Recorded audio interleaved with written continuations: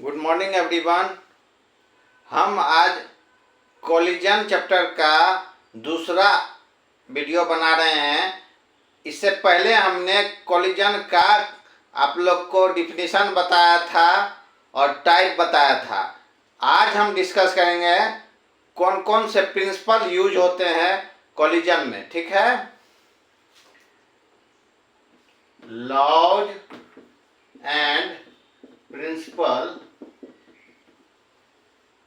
used in collision analysis। ये collision का हम एनालिसिस करते हैं, उसमें कौन कौन सा प्रिंसिपल या लॉज का यूज होता है फिजिक्स में, उसको हम अभी डिस्कस कर रहे हैं। ठीक है, तो इसमें देखिए क्या क्या यूज होता है। पहला यूज होता है conservation of linear momentum.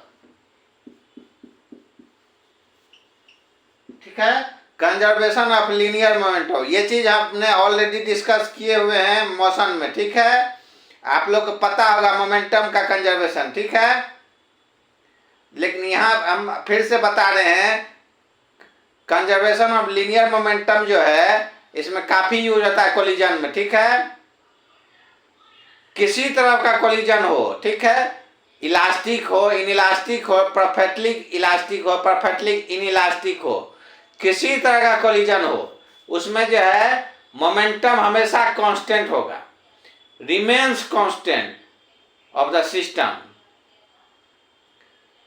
Momentum जो होगा हमेशा कांस्टेंट होगा, किसी तरह का कोलिजन हो, इलास्टिक हो, इनइलास्टिक हो, परफेक्टली इलास्टिक हो, परफेक्टली इनइलास्टिक हो। ठीक है, ये चीज हमेशा ध्यान रखिएगा। सिस्टम का मोमेंटम हमेशा कांस्टेंट रहेगा, चाहे किसी तरह का कोलिजन हो। ठीक है, तो कंजर्वेशन लीनियर मोमेंटम समझ गए, इसका यूज कैसे है कोलिजन में। मोमेंटम हमेशा कंजर्व रहता है, हमेशा कांस्टेंट रहता है। इसको देखिए एक्सप्रेशन से कैसे हम रिप्रेजेंट करते हैं। देखिए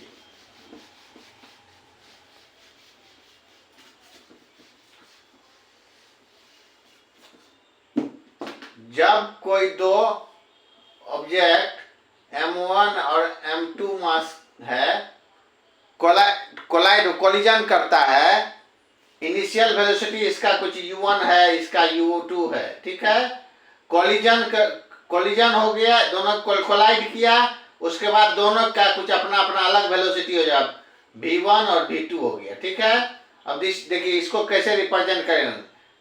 इनिशियल मोमेंटम दोनों का क्या होगा, सिस्टम का m1 u1 plus m2 u2। After collision दोनों का वेलोसिटी चेंज हो गया, m1 v1 plus m2 v2। Momentum conserve हो गया, हमेशा कांस्टेंट। सिस्टम का जो है मोमेंटम हमेशा कंजर्व, मैथमेटिकली इस तरह से एक्सप्रेस करते हैं। ठीक है, कंजर्वेशन ऑफ लीनियर मोमेंटम समझ के कैसे यूज होता है कोलिजन में। कोलिजन के एनालिसिस जब करते हैं उसमें हम मोमेंटम का काफी यूज है इसका। इसके बाद जो कंसेप्ट यूज होता है वो काइनेटिक एनर्जी से।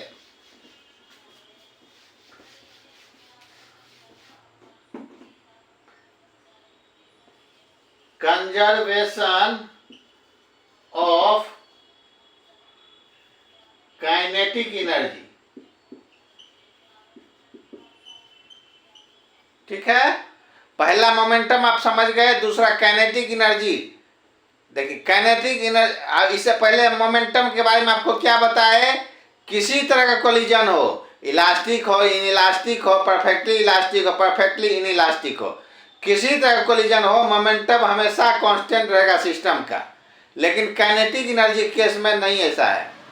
काइनेटिक एनर्जी में सिर्फ इलास्टिक कोलिजन में ही काइनेटिक एनर्जी कंजर्व होता है। In elastic collision kinetic energy is remains constant. ठीक है, इलास्टिक कोलिजन में ही सिर्फ काइनेटिक एनर्जी कंजर्व होता है, लेकिन इन इलास्टिक के केस में काइनेटिक एनर्जी कांस्टेंट नहीं होता है, क्योंकि इन इलास्टिक कोलिजन के केस में कुछ kinetic energy other energy form में कन्वर्ट हो जाता है।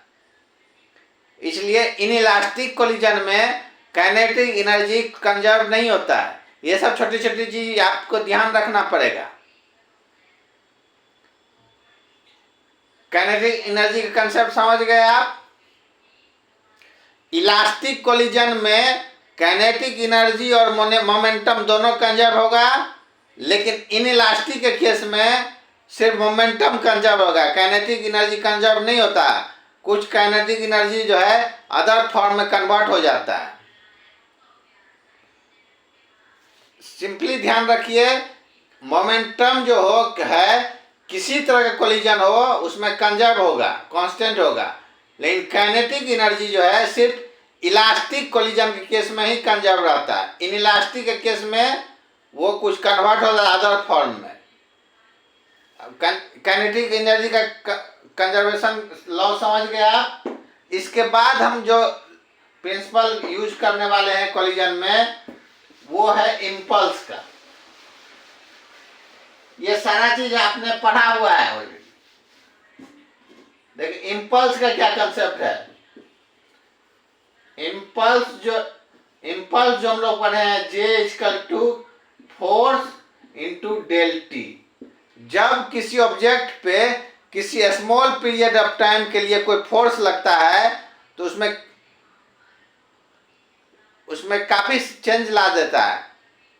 ठीक है, कोलिजन में भी देखिए इम्पल्स का आ रहा है। जब दो ऑब्जेक्ट कोलाइड करता है तो वो एक दूसरे पर फोर्स लगाता है बहुत छोटे समय के लिए, जिसके चलते उसका वेलोसिटी में चेंज होता है।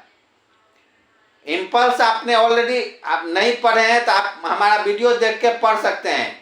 इम्पल्स को हमने काफी अच्छे से डिस्कस किया है वीडियो में। ठीक है, इम्पल्स इक्वल टू क्या होता है, फोर्स इंटू डेल टी। और दूसरा होता है आपका एक इम्पल्स मोमेंटम थ्योरम होता है। Impulse momentum theorem. Impulse equal to होता है चेंज इन मोमेंटम। मोमेंटम में जो चेंजिंग आया उसी को हम इम्पल्स भी कहते हैं। इसको इम्पल्स मोमेंटम थ्योरम कहते हैं। ठीक है, इसका मतलब ये हो गया, इम्पल्स अब जैसे दो ऑब्जेक्ट कोलाइड कर रहा है, एक दूसरे पे दोनों फोर्स लगा रहा है छोटे समय के लिए, ऑब्जेक्ट जो है एक दूसरे पे कितना इम्पल्स लगा रहा है वो इससे पता चलता है। इम्पल्स डिलीवर्ड टू, उसके अनुसार उसके आगे का वेलोसिटी होगा। ठीक है, कितना इम्पल्स डिलीवर कर रहा है टू ऑब्जेक्ट को ड्यूरिंग कोलिजन, ये इसी से पता चलता है। समझ गए। अब एक प्रिंसिपल इम्पल्स का भी यूज हो रहा है कोलिजन में। ठीक है, ये सब चीज पहले आप लोग पढ़े हुए हैं, इसको मेमोरी में रखिए। नहीं पढ़े तो ये सब कंसेप्ट को ध्यान में रखिए। इम्पल्स क्या है, मोमेंटम क्या है, कंजर्वेशन ऑफ लीनियर मोमेंटम क्या है, इम्पल्स मोमेंटम थ्योरम क्या है। ठीक है, मुख्यतः इसी तरह के प्रिंसिपल हम लोग कोलिजन में यूज करेंगे और आगे हम डेरिवेशन करेंगे और उसके बाद न्यूमेरिकल सॉल्व करेंगे तो आपका सारा कंसेप्ट डिस्कस करेंगे। Thank you.